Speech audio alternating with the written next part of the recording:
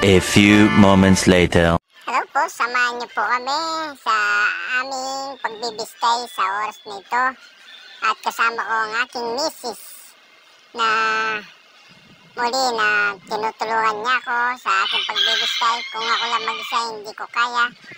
Pwede, isasampay ko yung pambistay para ako na lang magtutulak. So, ginawa ko, tinawagan ko na lang siya para may kantabay ako sa aking pagbibistay. Salamat po. Tara po, samahan niyo po kami. Ito po, nagbibistay po kami para sa plastering ng kwarto ng aking anak na pangamat.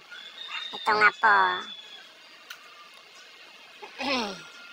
na iniipon na namin para kagad sinasako namin at linalagay namin doon sa isang lalagyan para hindi siya nakakalat. Minsan kasi mga bata, mga apo ko, dumarating rito, tsaka yung mga pamangkin ko, linalaro yung buhangin, sinasampa-sampaan, ginagawang bundok. Kaya, wala. Yung dating tinaas mo na, binala mo para maipunin mo, nagiging flat muli. So ngayon, unti-unti ko para kahit paano, may nabibistay at may nagagawa. Yan. Baka bukas, gagawin ko nito na magpa-plastering na ako. Kahit paano, sobrang init. Sa edad ko na ito, hindi ko na masyadong kaya yung init.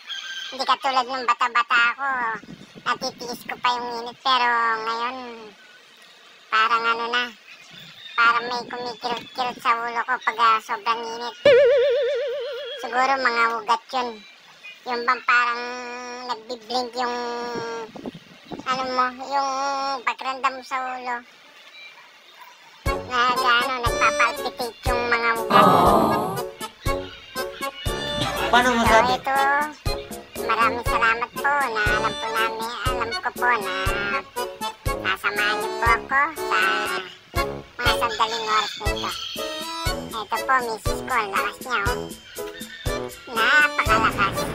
Kahit pala paika-ika, kahit bakal yung isang paa niya,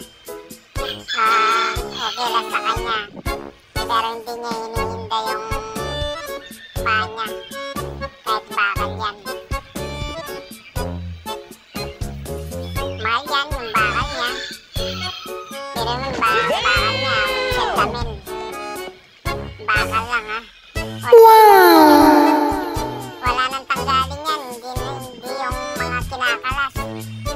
Siya, parang naka-improvise siya ng parang robot. Yung parang may huwag mong subukan. Bola-bola. Masisira ang buhay mo. Parang meron siyang suspension.